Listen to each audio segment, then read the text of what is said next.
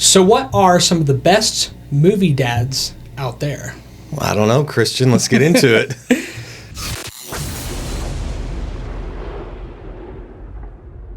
Welcome to Hollywood Impact. I'm Eric. This is Christian. And in honor of Father's Day, we're going to do some of our favorite Hollywood dads. And speaking of that, happy Father's Day. Well, thanks, buddy. I appreciate that. Yes. He's one of the best dads out there. He's not in movies, otherwise he'd be on this list. Yeah. But, we are going to talk about our top 3 movie dads, which if you haven't seen the previous one for Mother's Day, go watch that one. Yeah, go check that one out. The same exact format. Yeah, same format. We had some really good picks, I thought. It was fun. Very different. It was a very fun one. Yeah, go check it out, guys. It's pretty good. Yeah. So I'm going to let you start off this time. Okay. That's right. All right. So I did mine. I did a category. Okay. There's so many dads out there to choose from. There are. So I did one of my favorite genres of movies is 80s action movies. Okay. So I did 3 of my favorite 80s action movie dads. Okay.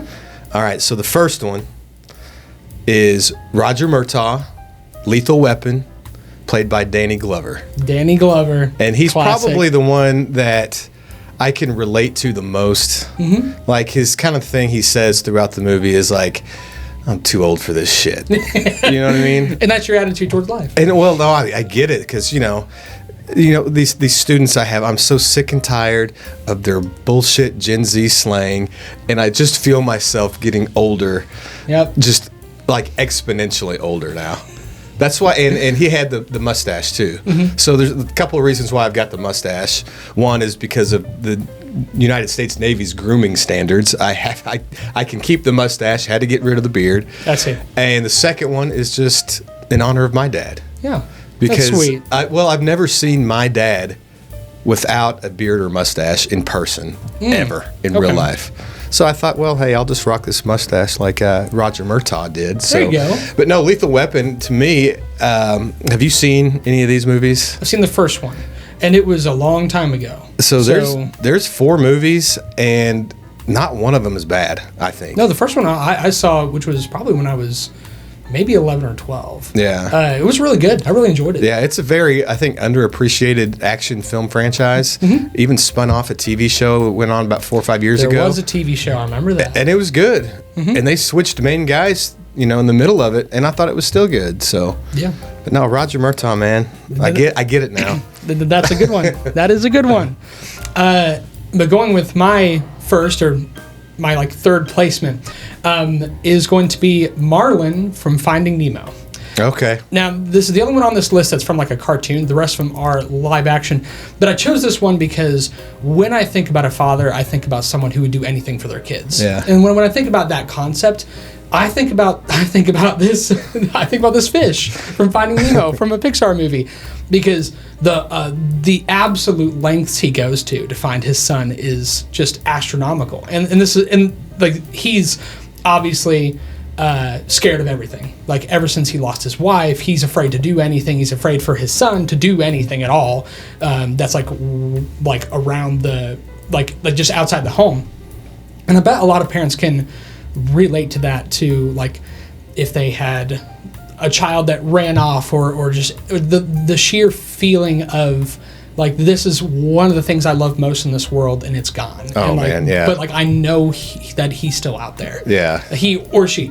And I just love the journey that he takes, that actually he learns to overcome his fears and kind of let go of his helicopter parenting while reuniting with his son. And I think it's such a good story. Yeah, his determination is kind of inspiring, It is. But I don't like putting myself in those situations, imagining what I would do. No. If I lost one of my kids, I'm like, nope, not going there. It's like the Taken movie. Yeah. A similar ordeal. How awful would it be to be in that situation? I mean, it's not something you like to think about, but it is inspiring to see characters made in those situations that give you hope. Yeah. In those kind of those kind of things. That's my third one. Good pick. Thank you. All right, so my second one, we're going to 1987, staying in 1987.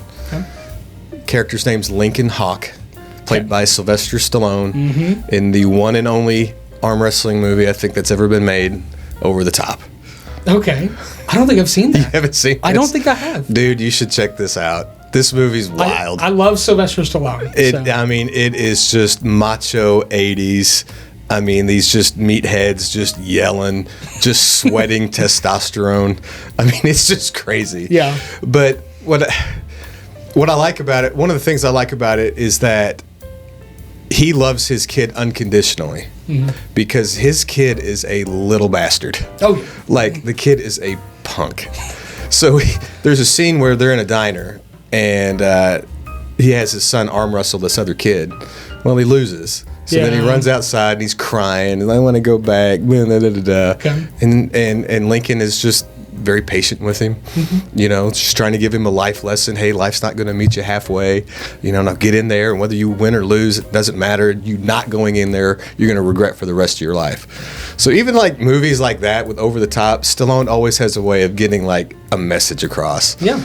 But he's a very solid guy. Oh yeah. Just like off camera, very solid guy. And I think like he likes to inject those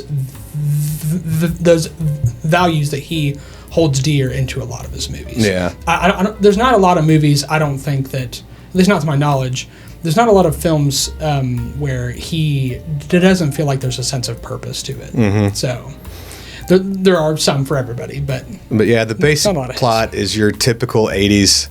Like, I need to get my son back, so I'm going to enter an arm wrestling tournament and sell my truck and bet on myself and hopefully win another truck. Hopefully win another truck. Yeah. Wow. But no, it's good. Lincoln Hawk, man. That's my Stallone representation there. That is a good one. For my second one, I don't know if you've seen it yet, and I don't know if you all have seen it yet. And if you haven't, go check it out. John Dutton from Yellowstone. Okay. So now he's a little bit of an unorthodox pick because is he the greatest dad in the world? No, but he's one of the most fascinating dad characters. And but even though he starts off, you know, he's made mistakes. He has a certain way of doing things. He's one of those definitely like hard, tough parents / grandparents. He does over time learn to overcome some of his mistakes, like especially through seeing his like new grandkid. Then he starts to think, wow, maybe sometimes the way I do things is not the best way of doing things. And I like seeing that part that like a father or a grandfather, which you all know them, there's a lot of them out there that are very stubborn. It's interesting to see them wrestle with that conflict of like, but I've always done things this way. This is how I do. This is how I protect my family and all that. But he catches himself a few times. Yeah. And I like seeing his relationship change with all of his kids and the way he treats every one of them differently, but he still tries to love and protect each and every one, even if the way he does it is not the best way of doing it. Yeah. But I think he's one of the most fascinating characters, and that show is going to dearly miss him because he's coming on for season 5, and I think he said he is done. I think he's done after that. Yeah. Which is very sad. He's doing like a new movie series called like the American Horizon or something like that. But Yellowstone is going to sorely miss him because he really carries a big portion of that show, I think. Yeah, I really like his relationship with his daughter and how they interact. Him and Beth, yeah. Because Beth will say some just outlandish type stuff, and he's got to be like, Beth, remember, I'm your dad. Yeah. You know what I mean? Oh, absolutely, yeah. And, like, he's the only person that she'll, like, pay any attention to besides Rip. Yeah. So, because if Dad says something, she'll shut up. Yeah. And I think that's so funny. Have you watched any of the other spin-off series, like the 1883? And those are good, too. You should check those out. They're really good. And sounds like you should check them out, too. Yes. So, there you go. That's my second. All right. So, my last pick, going back a couple years, 1985. This is probably one of my top Arnold Schwarzenegger movies. It's Commando. He plays the character John Matrix. Yep. So the basic plot here is he's an ex-special forces operator. Yep. His unit's getting killed, so they come to warn him about it. And then afterwards, his daughter gets kidnapped. Okay. And by some dictator of a fictional country. Right. So then he goes scorched earth to save his daughter. And he will do whatever it takes to get it. It was taken before taken. You know what I mean? Oh, yeah. Like it's very similar kind of. It's a pre-taken. Yeah, but it's got it's got some crazy one-liners. He's like, well, of course it does. It's like, this is my weak arm. You know, he's like, tells one guy, he's like, Sully, you're a funny guy. I like you. That's why I'm going to kill you last. So then he's holding him over a ledge by one arm, and he's like, Sully, remember when I promised I was going to kill you last? I lied. And he just drops him. Wow. But, I mean, there's so many. He does the variation of I'll be back. He's like, I'll be back, Bennett. Yes. Let off some steam, Bennett. He's such a classic, like, 80s, like, 90s, like, action guy. Yeah. So I love him in so much stuff. And I think I've seen that movie. Yeah. But once again, it's been a while. It's got his Alyssa Milano plays his daughter. Mm-hmm. She was my fun fact, my first like childhood crush when I was a little kid, watching Who's the Boss and stuff like that. Mm-hmm. But no, it's pretty good. I really enjoy it. They never made. I always thought they could make a sequel out of this, but Schwarzenegger doesn't do a lot of sequels. He doesn't. Minus Terminator, and then you got the Conan movies. He doesn't really do a lot of sequels. But this is one that I think if Alan Ritchson, Jack Reacher, if he redid this would be a perfect one for him to redo. Because that big bastard could pull it off. Oh, yeah, for sure. And my gosh, that dude's big. Yeah. But no, that's a good pick. I love Arnold Schwarzenegger.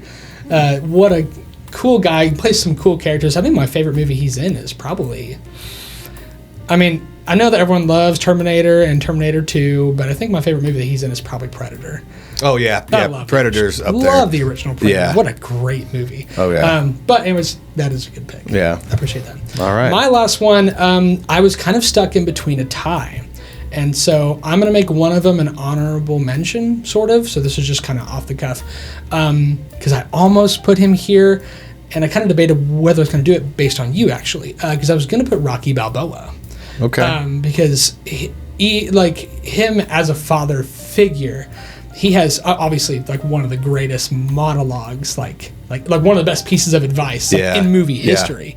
So that gets its own merit. But he's only an honorable mention because I think my favorite dad character of all time is Yondu from the Marvel Cinematic Universe. Oh, okay.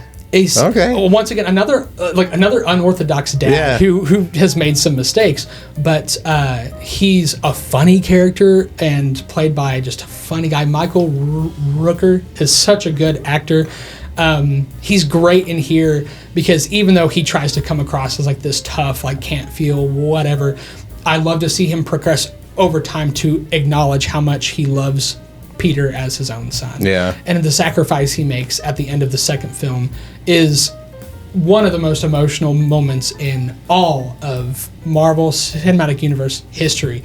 And the way he even relates to Rocket almost whenever he they're yelling at each other and he's like, you try to cut everyone off because you think you're some tough guy and whatever, and he's like, you don't know anything about me. He's like, I do because you're me. Yeah. And I think that reflects on his relationship with Peter as an adopted son, because even though he adopted him into like a horrible gang of space pirates, like he did his best to protect him like from beginning to end. Yeah. And I think that that's such a good story, and I love to see him on screen, just doing his thing, just being fun, being charismatic. Everyone loves him, and all the stuff he goes through is just very heartwarming. It's a good arc and a good story for him. And that scene in the second one where he's whistling the arrow around, and the song that was playing in the background, that was such a cool scene. And then like the Ravager send-off, what I don't know what you would call it, at the end of that movie was really pretty touching. Yeah. Actually, yeah. So, like, I have to be careful with the way I say this, because I love the idea that a father would do anything for his kid, like with my first pick, and the way he sacrifices himself. And all three of my characters share this perspective, whereas Marlon would go to great lengths to overcome his anxiety and fear to go find his son, and John Dutton overcomes himself and would do even like a lot of bad stuff for his kids, Whereas Yondu is more like he starts off bad, but he turns into a really good character. Yeah. So they all three have the same theme, but they're delivered in different forms. So anyways, that's my last one. I like your picks, man. You're always unconventional. But they're good. What more can I say? I can't really ever predict, like, what's he going to pick now? No. I would have been wrong on all three of them. I guess I'll take that as a compliment. Yeah. So. Well, before we do sign off, I do want to say Happy Father's Day to my dad. Dad, whether you know it or not, you've taught me a lot. I want to say Happy Father's Day to my brother as well. And happy Father's Day to mine as well. And happy Father's Day to all you fathers out there who are underappreciated. So guys, listen, if you like what we're doing, like, share, subscribe. Of course. Comment. Let us know what you think. If you got any ideas for things you would like us to do, let us know. Tell us. And feel free to comment on the mustache. So that's it for us. So until next time, take it easy.